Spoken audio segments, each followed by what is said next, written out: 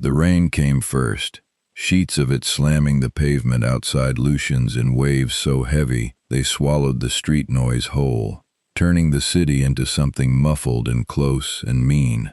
Arya felt it through the plate glass window as she cleared the last booth in the back corner, the one that nobody wanted because it faced the wall and caught the draft from the emergency exit. She had chosen this section on her first night and had never surrendered it. Back booths, back hallways, back staircases. Arya Voss built her whole life in the margins of other people's rooms, and she had gotten very good at it. She was 27 years old, and she had mastered the art of being neither here nor there.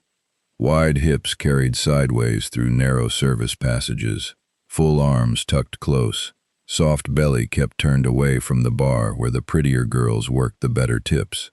She wore black uniform trousers 2 sizes too large and a black button-down left untucked to fall well past the widest point of her, and she moved through Lucian's the way water moves through a house, finding every gap, filling nothing, leaving no impression.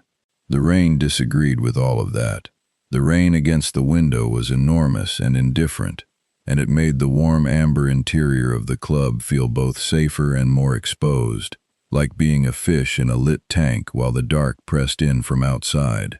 She stacked the last of the glassware onto her tray, straightened, and became aware, as she always eventually became aware at 11:45 on a Thursday, that the booth in the far corner, the one screened by the curved partition of dark lacquered wood, was occupied by a man who had been watching her for some time. She did not look directly. She had learned not to. But she knew the shape of that attention the way you learn to know the shape of weather, by the way the air changed around it. The rain eased to a hiss, and inside Lucian's the low conversation and the slower jazz and the soft percussion of ice against crystal all continued, and Cassius Vane sat in the corner booth with his hands flat on the table and said nothing, watching a waitress who did not know she was being watched learn the geography of a room she thought she had already memorized. He had been coming to Lucian's for 11 years.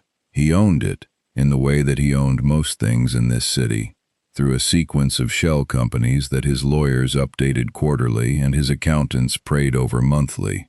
The club was legitimate, that was the point of it. The restaurants, the import logistics firm, the 2 hotels, all legitimate, all functional, all generating revenue that moved in and out of books that the right auditors were happy to sign. And at the center of that legitimate machine was a financial architecture that Cassius had spent 6 years building and that he trusted to exactly 3 people, one of whom had just stolen $840,000 and fled to a city that did not have an extradition agreement with this one. He was working through the implications of that with a patience that most people in his position would not have been able to sustain, because most people in his position had not learned what Cassius learned at 19, which was that rage was a tool, and tools were most useful when they were cold. His dark eyes moved across the room with the same unhurried deliberateness that a camera moves when it is on a track, taking inventory, noting details, logging absences. He had noted her on the 3rd Thursday. He had been noting her every Thursday since, not in the way that required action or acknowledgement, simply in the way that a man who has spent his life cataloging things worth knowing catalogs a detail that keeps revealing new facets. She moved differently than the other staff. She moved like someone who had decided, a long time ago, that the penalty for being seen was not worth the risk, and had adjusted every muscle in her body accordingly. It was the most deliberate invisibility he had ever watched up close, and it interested him in a way he had not yet examined carefully enough to name. Marco appeared at the edge of the table the way Marco always appeared, soundlessly, from a direction that did not seem to have been a direction a moment before. He was Cassius's second, and he had the kind of face that other people consistently failed to remember 5 minutes after seeing it, which was exactly the correct face for his occupation. He set a folded paper inside the edge of the table and did not speak, because Cassius had not invited speech. Cassius looked at the paper. He did not pick it up. He said, "The accounts in the secondary cluster." It was not a question. Marco said, "3 of the 6 sub-accounts have been zeroed. The remaining 3 are locked with an authorization sequence none of our people recognize." Cassius looked back at the room. The waitress in the oversized black shirt was navigating the narrow gap between the service bar and the second set of tables. Her tray held high, her full body turned slightly sideways, her face arranged in the careful neutral of someone who is always slightly braced for an obstacle. He said, "Get me the head of accounting." Marco was quiet for precisely 1 beat. Then he said, "She quit 2 weeks ago. Her replacement hasn't started." Cassius was quiet for longer than 1 beat. He said, "Then get me whoever is actually running those books right now." Marco said, "That's the question we've been working on." Cassius picked up his glass. He did not drink from it. He set it back down. "Work faster," he said, and Marco disappeared. The jazz shifted into something slower, and the rain outside dropped to a murmur, and the amber light of Lucian's settled into the particular warmth that it achieved only in the last hour before close. The hour when the room emptied, and the staff began to breathe differently, and the club transformed from performance into something more private and true. Arya was restocking the service station from memory, not needing to look at what her hands were doing because she had done this 6 nights a week for 8 months. And so her eyes were free to track the room in the peripheral way she had developed for exactly this kind of work. She was aware that the corner booth was still occupied. She was aware, in the way that you are aware of a change in barometric pressure, that the man in it had not moved, had not called for anything, had not given the signal that indicated he was ready for his bill. She told herself this was irrelevant. She refilled a water pitcher. She aligned the cocktail napkins.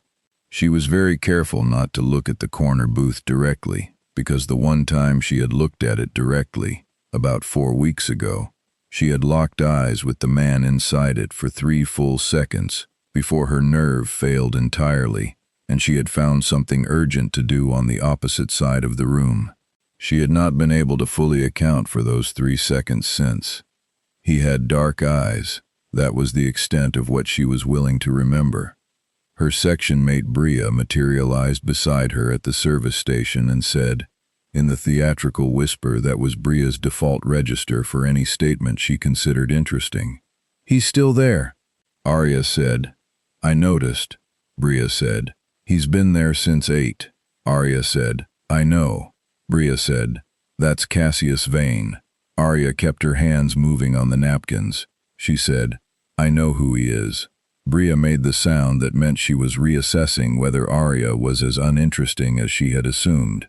Bria was small and lovely, and wore her uniform in a way that looked tailored, and she had never tried to take the back section, and she and Arya existed in a state of professional mutual tolerance that had never tested its own edges.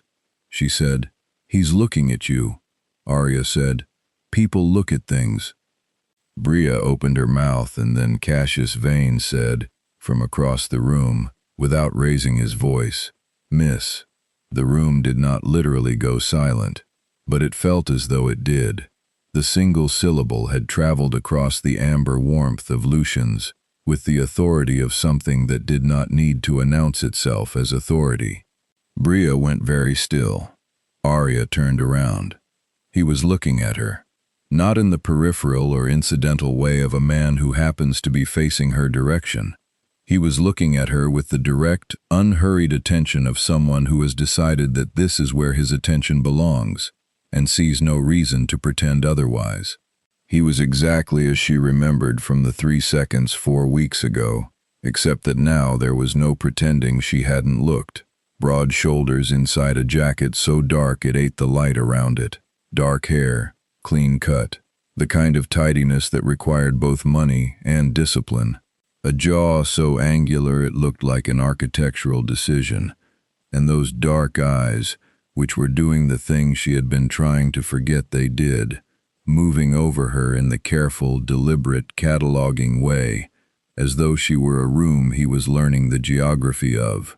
She was suddenly and catastrophically aware of the untucked shirt, the too large trousers, the full weight of her against the floor, the particular way her hips curved and her belly softened and her arms carried their roundness in the open air of the room with nowhere to hide it. She walked to his table anyway. She had learned to walk toward things she was afraid of because standing still had never once protected her. She stopped at the appropriate service distance and said, "Can I help you?" He said, "Sit down." She said, "I'm working." He said, "I know, sit down anyway." Her pulse was doing something specific and unhelpful inside her chest. She said, "Mr. Vane, I don't think that's," he said, "it isn't a request. Sit down, please." The please was not softening, it was grammatical. She sat down because the alternative was making a scene in the closing hour of Lucian's with the man who signed her paychecks through approximately 6 corporate intermediaries, and she had spent 8 months engineering against scenes. She folded her hands on the table. He looked at her hands. He said, "What's your name?" She said, "Arya." He said, "Arya." He repeated it without apparent inflection, but something about the repetition felt like he was filing it somewhere important. He said, "You've been with us 8 months." It wasn't a question. She said, "Yes." He said, "Before that." She said, "Accounting, corporate forensic work." I left. He was quiet. His hands were flat on the table between them, very still, the way a predator is still when it is not yet in motion. He said, "Why did you leave?" She said, "I'm better with numbers than I am with people." He almost smiled. No, it was not a full smile. It was the preliminary architecture of one, a faint movement at the corner of his mouth that suggested the capability existed somewhere. He said, "Someone zeroed 3 of my accounts tonight and locked 3 others with a sequence my people can't break. The accounts represent a cash management system my former head of accounting built over 6 years. He paused. "I need someone who understands that kind of system well enough to read what was done and why." She looked at him. She said slowly, "You're asking a waitress." He said, "I'm asking the woman who spent 6 years doing corporate forensic accounting before deciding to disappear into the back section of my club." The blood left Arya's face in a clean, sudden withdrawal, and she understood for the first time that his cataloging had not been new. He said, "I know who you are, Arya. I simply waited to need you." The rain was back, harder now, and at 1:45 in the morning Lucian's closed around them both in the way that spaces close when the last of the other people have gone home, and the cleaning crew has been quietly redirected, and the warm amber light has been dimmed to the 3 pendant lamps above the bar that Cassius had instructed to remain on. The financial records were spread between them on the corner table, not paper, because everything was encrypted and on secure devices that Marco had produced from somewhere, but the screens arranged in a constellation of blue-lit data that turned the amber pocket of the booth into something colder and more urgent. Arya had shed the performance of herself that she wore in the dining room. It happened the way it always happened when numbers were in front of her, without her permission, without her awareness, until it was already done.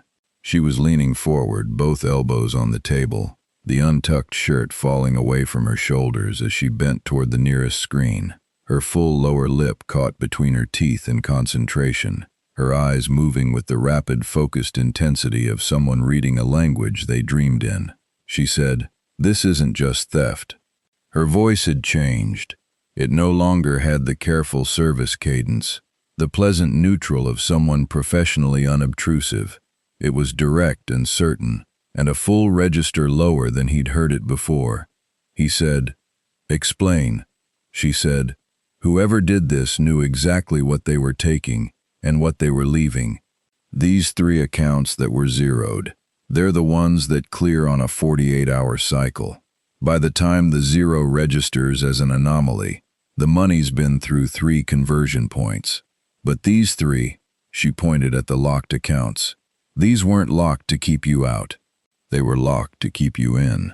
He was still. She said, "If you break the authorization sequence wrong, if you try to access them with a brute force solution or reassign the credentials without the specific reset protocol, they trigger an automatic regulatory report to 2 federal oversight bodies, the kind that generates an investigation that takes 16 months minimum to close." She looked up from the screen. He was watching her with an expression that had discarded all of its careful management. "Your former accountant didn't steal from you," she said. "She built a hostage situation. The money in those 3 locked accounts is bait. She's waiting for you to grab for it wrong." The silence between them was very complete. He said, "Can you open them?" She said, "I can open them without triggering the reports. It will take me 4 hours, and I'll need root access to the management interface." He looked at her for a long time. She felt the weight of that look traverse her face, move to her hands, travel across the breadth of her shoulders where the oversized shirt had fallen, and the soft upper curve of her arm was visible in the blue light. She told herself she was imagining the quality of the attention. She told herself that. He said, "You have it." Then, 4 hours is 3:20 in the morning. She said, "Yes." He said, "My car will take you home when we're finished." She said, "I can manage." He said, "My car, not a discussion." She said yes because she was already 4 steps into the problem, and the problem was more interesting than the argument. She turned back to the screens and stopped being aware of anything outside them, which was how she worked, which was the single most reliable quality she had ever possessed. When she surfaced 2 hours and 50 minutes later, the 3 locked accounts were open. The authorization sequence had been unraveled and carefully re-architected so that it now reported to a server address she controlled rather than the one her predecessor had used, and the regulatory tripwires had been disarmed at the root level so cleanly that the federal oversight systems would find nothing to query. She sat back. She said, "Done." He was still at the table. She did not know if he had moved during the 3 hours. He looked at the screens. He said, "The money." She said, "Intact. All of it." He said, "The tripwires." She said, "Gone. I rebuilt the authorization architecture." "You'll want to have someone you trust establish new credentials in the next 24 hours. I've written the reset protocol." She slid a single handwritten page across the table. She had asked for paper, and Marco had produced it from somewhere with the same silent efficiency that Marco produced everything. Cassius looked at the page. He said, "Your handwriting is very precise." She said, "I learned to take notes other people couldn't read easily. It got smaller over time." He said, "That's the second time tonight you've told me something about hiding." She looked up. He was looking at her with the dark, steady attention that she had been managing around all evening, and she felt it land on her differently now that there was nothing between them but table and lamplight and the quiet of a club that had gone entirely to rest around them. She said, "I'm not," he said. "I know." His voice had dropped, not to a whisper, but to something just below his usual register, something that had a different quality than the tones he used for everything else. He said, "You will come back tomorrow." She said, "I'm scheduled for the floor." He said, "You won't be." She was quiet. He said, "I've been watching you hide in my club for 8 months, Arya. I'm done letting you." The words reached her in a place she had been careful to keep sealed, and she could not immediately locate a response that felt safe enough to say aloud. So she said nothing, and he let the silence stand because he was a man who did not feel the need to fill a silence he had created deliberately. She gathered her bag. She stood. She was very aware, in the standing, of her full weight settling onto the floor, the particular broad-hipped, soft-bellied reality of her body in the quiet amber of the closed club. No crowd to turn sideways into, no tray to hold in front of herself. He stood too, and the effect of him standing in proximity was something she had not been prepared for. He was very tall, very broad across the chest, and the quality of his stillness at full height was the kind that redefined the dimensions of whatever room it occupied. He did not step back to give her space. She walked with him to the rear exit, where Marco was waiting with an umbrella and the specific expression of a man whose job regularly required him to behave as if nothing was unusual. The car was long and dark and hummed with the low authority of something built for discretion. The driver did not speak. Arya gave her address and then looked out the window at the rain-slicked streets of the city, which had the particular empty luminosity of 2 a.m. after weather, everything reflecting everything else in long amber and white streaks. She was tired and precise, and still half inside the numbers, but there was a different thing running underneath it, a thing she was trying to be disciplined about, which was the memory of his voice at its lower register saying she would come back tomorrow, and the way it had not sounded like a question, or even a command, so much as a statement of fact about the world. The car stopped in front of her building. The driver came around and opened her door with the kind of practiced invisibility that she recognized from the other side of service work, and she stepped out onto the wet sidewalk and had the key in her hand before she was fully upright. She looked at the key. It was a heavy, flat, matte black key fob, the kind that belonged to a vehicle worth considerably more than anything she owned or had access to. She had been holding the car's key the entire ride.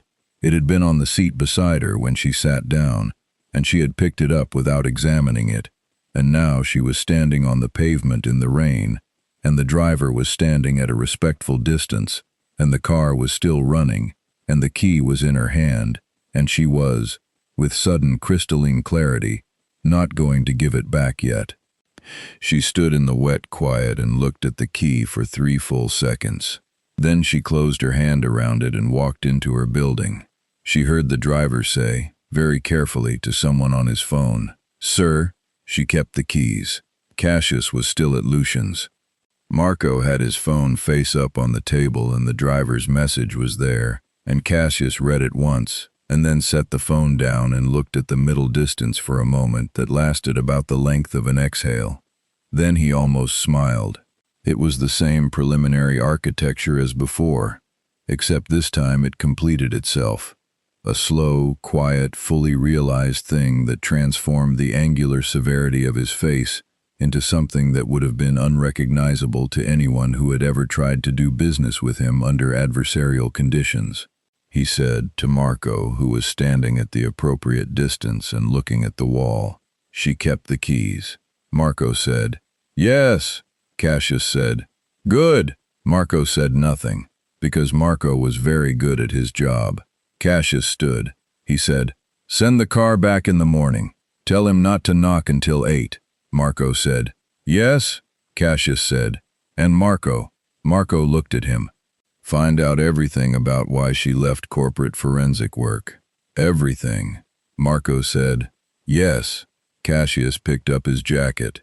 He left Lucian's through the rear exit, where the rain had finally stopped and the city was doing the thing it only did in the deepest hours, breathing slowly, without performance, without audience. He walked to his own car. He thought about a woman who had spent 8 months engineering her own invisibility inside a room he owned, who had in approximately 3 hours dismantled a financial hostage scenario that had defeated his entire accounting apparatus, who had walked out of his club at 2 a.m. carrying a key she had not been given permission to keep. He thought about what that said about her assessment of the situation. He thought about what it said about his.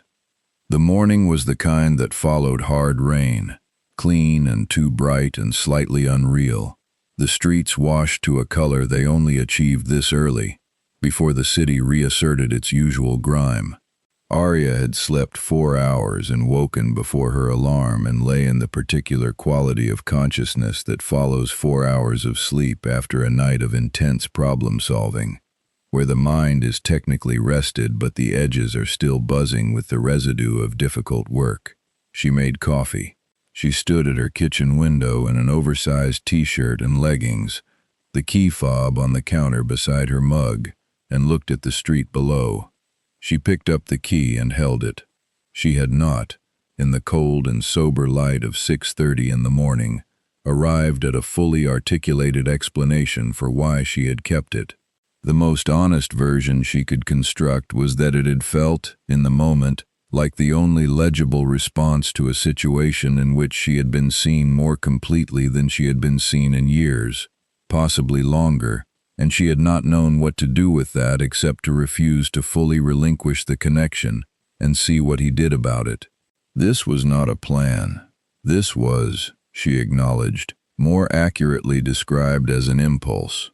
She had built her entire life on the suppression of impulses, on the architecture of safety and smallness, and the strategic occupation of room's margins, and she had kept a man's car key. She drank her coffee and looked at the key and accepted that something had shifted in her the previous night in the amber close of Lucian's. Something that had been pressurized for a very long time had found a fracture point, and she did not yet know what the damage would look like when it fully settled. Her phone lit. Unknown number. She answered. The voice was Marco's, which she identified after a beat from its particular flat efficiency. He said, "The car is downstairs." She said, "It's 6:30. He said, "Mr. Vane thought you'd be awake." She looked at the window. She looked at the key. She said, "Tell Mr. Vane I have the key." Marco said, "He knows." She said, "What time does he want me there?" Marco said, "He said 8. She said, "It's 6:30. Marco said, "He said you'd say that too." Arya set her coffee down. She was quiet for a moment. She said, "Tell him I'll be there at 8. Not before." Marco said, "Yes," and ended the call, and she could hear in the single syllable of his yes the flat professional non-expression of a man who had just witnessed something he was going to be thinking about for several days. She dressed with more intention than she had dressed for work in 8 months. She could not immediately explain this. She stood in front of her closet, which contained a careful taxonomy of large and concealing garments in shades calibrated for invisibility: gray, beige, navy, faded black, and she stood there longer than she usually stood there, which was not long, because she had for years made the decision quickly, and made it defensively. Today the decision took 11 minutes, which was how long it took her to accept that she was tired. Not tired in the sleep-deprived sense, tired in the other sense, the long, accumulated, bone-resident tiredness of a person who has spent years trying to take up less space than their body naturally claimed, trying to apologize, in every garment choice and posture and service distance calculation, for the fullness of herself. Oh, she pulled out a dark burgundy blouse she had bought and never worn, one that was fitted rather than shapeless, one that acknowledged the curve of her waist and the soft weight of her chest without apology. She paired it with the black trousers that actually fit her, the ones she never wore to the floor because fitting meant visible. She stood in front of the mirror for a moment that she refused to extend past 10 seconds because 10 seconds was the most she trusted herself with at this hour. And she said aloud, to the reflection, quietly and without drama, "You solved his problem in 3 hours. Then she picked up her bag and the key and went downstairs. The car took her to a building she hadn't been to before, not Lucian's, not the import logistics office where she had gone once for a payroll question 8 months ago.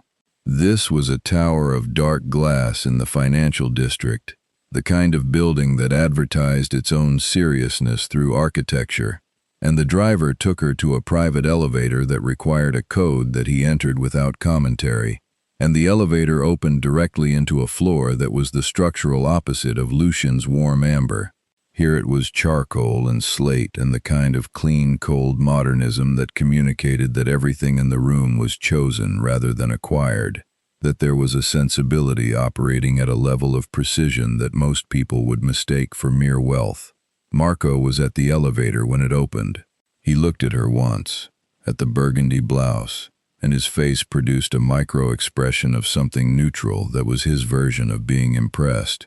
He said, "He's inside." She followed Marco through a space of enormous windows and very little furniture, to a set of double doors that Marco opened without knocking, and she walked through. Cassius was at the window, his back to the room, looking at the city the way he looked at things, with the complete, unhurried attention that was his most consistent quality. He was in a jacket again, charcoal this time, and the precision of his silhouette against the white morning sky was almost aggressive in its clarity. He did not turn when she entered. He said, "You wore something different." She said, "You didn't see me come in." He said, "Marco described the color in the elevator." She looked at the back of Marco's head, which was disappearing through the doors. She said, "That was extremely fast." Cassius turned. His dark eyes found her immediately, with the same zero hesitation tracking that had unnerved her at Lucian's, and moved over her with the deliberate attention she was beginning to understand was not unconscious. He said, "You look..." He stopped. He started again. "You look correct." She said, "That's an interesting word." He said, "It's accurate." He crossed the room toward her, and she held her ground, which took something, because the combination of his height and the quality of his movement in proximity required something to hold against. He stopped at a distance that was close enough to be intentional. He said, "You kept my keys." She held them out. He looked at them in her extended hand and did not take them. He said, "I didn't ask for them back." She said, "I wasn't sure what keeping them meant." He said, "It meant you weren't ready to leave." She held his gaze. She said, "That's one interpretation." He almost smiled again. He said, "Aria." She said, "Yes." He said, "I have a financial architecture that needs rebuilding from the ground up by someone I trust absolutely. The person who built it originally worked for me for 6 years before she decided to betray me. I need someone I trust more than I trusted her." She said, "You don't know me." He said, "I've been watching you work for 8 months. I know you considerably better than you realize." She said, "You were watching a waitress." He said, "I was watching a forensic accountant who chose a back booth because she thought no one would notice her there." He was very still, very close. He said, "I noticed you on the 3rd Thursday." His voice had dropped again, to that register below his register, and she felt it in a place that was not professional, and was not logical, and was not, she admitted, something she was willing to pretend she wasn't feeling. She said, "If I rebuild your financial architecture, I need full transparency on the structure. All of it." He said, "Yes." She said, "I need to know what I'm actually accounting for." He said, "You'll be told what you need to know, and you'll likely infer the rest." She said, "That's not," he said, "Aria." One word. It did the same thing his one-word commands always did, which was to rearrange the room's gravity slightly. He said, "You already know what this is. You worked out the architecture in 3 hours from financial records alone. You know what kind of organization maintains this structure. What you're actually asking is whether I'll trust you enough to be honest about it." She looked at him. He looked back. She said, "Will you?" He said, "I'm asking you to rebuild the thing I trust most in the world." He paused. "That's a form of honesty I don't extend to anyone." The morning through the enormous windows was brilliant and cold, and the city went on forever below them, indifferent and continuous. She thought about the burgundy blouse. She thought about 11 minutes in front of the closet and the 10 seconds in front of the mirror, and the decision to bring the key back in her hand rather than leaving it on her counter. She said, "I want a real office, not a back section." He said, "Yes." She said, "And I want the ability to flag anomalies directly to you without going through intermediaries. If I see something wrong, I tell you." He said, "Yes." She said, "And?" He said, "Aria." She stopped. He said, "Yes to everything." "Whatever you need." He said it in the calm, declarative baritone of someone stating a business position, but there was something underneath the tone that was neither business nor position, something that she had been choosing not to name since the previous night, and was running out of runway on. She said quietly, "You should know. I'm very good at finding things people have tried to hide." He looked at her for a long, considered moment. He said, "I know. That's why I'm not hiding anything." The words arrived simply and without theater, and she felt them rearrange something inside her chest, quietly, the way a key turns when it finds the right lock. She held out the car key. He reached out and, instead of taking the fob, closed his large hand over her extended hand, warm and certain and holding without gripping, and left it there. He said, "Keep it." She said, "I don't need a key to your car." He said, "You don't need a lot of things you've decided you don't deserve." The frankness of that stopped her breath for a moment. He said, still in the same level, low register, "I've watched you make yourself invisible in a room you are the most interesting person in. For 8 months, Arya. I have been patient about it because I wasn't ready to have this conversation. I'm ready now." She said, "What conversation?" He said, "The one where I tell you that I have been aware of exactly where you are in every room you've shared with me since the 3rd Thursday, that your competence is the most dangerous thing I have encountered in recent memory, and that the way you've been taught to think about your body." He stopped. He said it differently, more carefully, with the precision of someone making a statement they intend to stand behind completely. "You were made to believe that you take up too much space. I want you to understand that from where I stand, you are exactly the right amount of everything." The room was very quiet. The city continued below them, indifferent and luminous. She was holding his hand, or he was holding hers. The distinction had become unclear, and the burgundy blouse was catching the morning light, and she was standing in it, without sideways turning, without tray holding, without the architecture of smallness.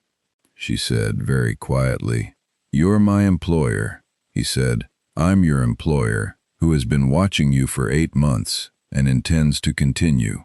She said, "That's complicated." He said, "I know." She said, "I need to think." He said, "Think." He released her hand. He stepped back and gave her the room, which she recognized as the deliberate gesture it was, the specific retreat of a man who has made his position completely clear and is not going to press it beyond clarity.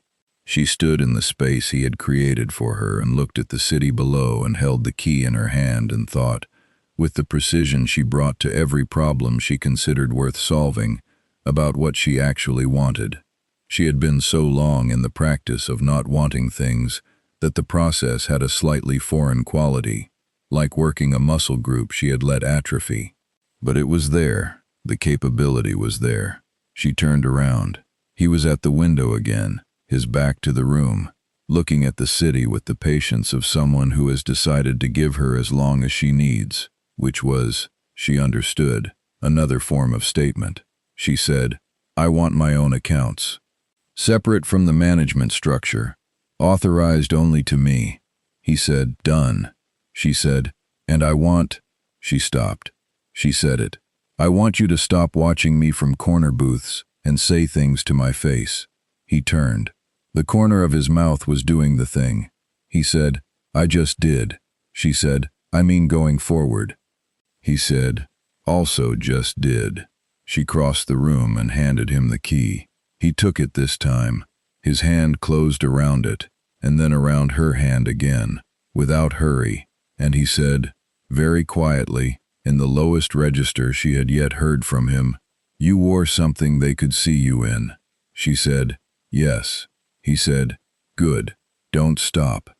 She looked up at him and he looked back down at her, and outside the enormous windows the city was doing its ordinary relentless work, and inside this room, something that had been building across 8 Thursdays and 3 seconds and one long late night of open accounts and kept keys arrived, quietly and without announcement, at its beginning.